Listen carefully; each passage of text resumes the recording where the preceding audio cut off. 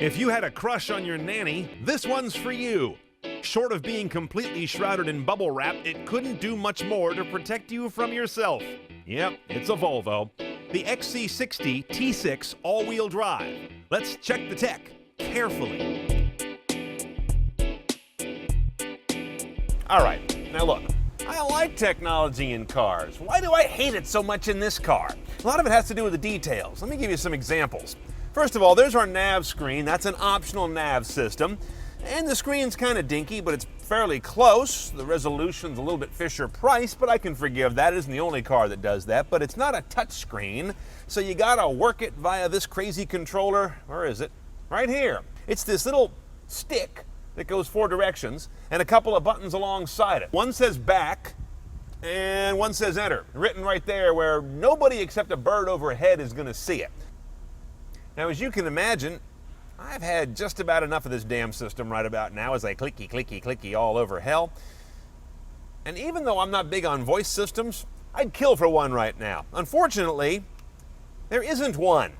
The only way you can enter a destination on this wacky system is with this crazy thing here that you can't see, or with this crazy thing right here, a wireless remote control. Huh? Oh, and by the way, when the vehicle's moving above 2 or 3 miles per hour, you can't enter a destination. Not with this, not with this, because Volvo knows better than their customers, so they lock that out so even the passenger can't enter a destination while the vehicle's underway. Up yours.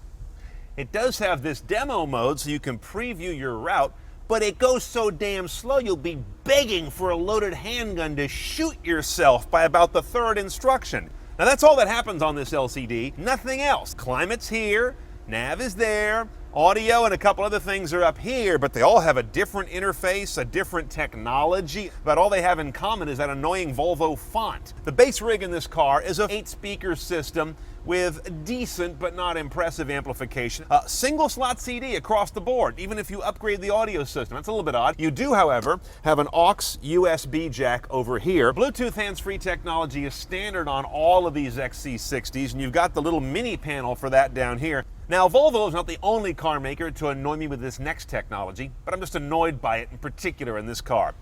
This you've got the key slot and the start-stop push button right next to each other. Now, I've got to push that dumb thing for a little servo to let my key go. That's gonna break one day and cost me God knows how much to fix. And it's stupid. Now, our car has the tech package, which is actually a bunch of distance technologies. For example, adaptive cruise control. I can set how close or far I will be behind the car in front of me during cruise, but that also adjusts this sort of driver warning system, which will put this annoying red light on the inside of the windshield to let you know when, ooh, you're too close to the car in front of you because you're stupid and I'm the car and I know better. What? Luckily, you can turn that off with this button right here. Then you've got your lane departure arming button right there, which I would also leave off because when it's on, I find the damn thing's a day late and $1 short. I was already drifting across the line before its overly cute little chime began. Perhaps the most useful of these forward scary technologies is what they call City Safe. I demoed this for you a few months ago, and I gotta say it's very effective and kind of almost nauseating to demonstrate because you feel like you're gonna run into something.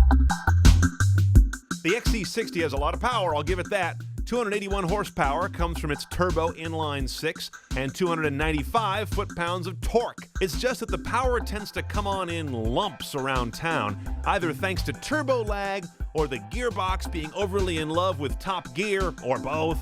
On the highway, it's a powerful cruiser, though, in its Turbo 6 configuration. Though if I was considering one, I would definitely try the 3.2-liter non-turbo just to compare. Now, the XC is real solid. Nothing rattled while I drove this car, even when the stereo was ramped all the way up. And it's a refined style inside, right down to the center console insert that looks like it could have been stripped right off an IKEA Billy bookcase. You're going to pay about $38,000 for one of these guys with the inline 6 turbo and all-wheel drive. On top of that, it's $1,700 for the tech package, which really isn't tech at all. It's the oh my god, I'm going to crash package. Multimedia package, which is nav, the better stereo, that's $2,700. A few things are a la carte. $700 for the blind spot warning stuff in the mirrors. $550 for that freaky key that tells you if there's a heartbeat in the car. And the usual, wow, that's expensive, $1,800 for the rear seat entertainment rig.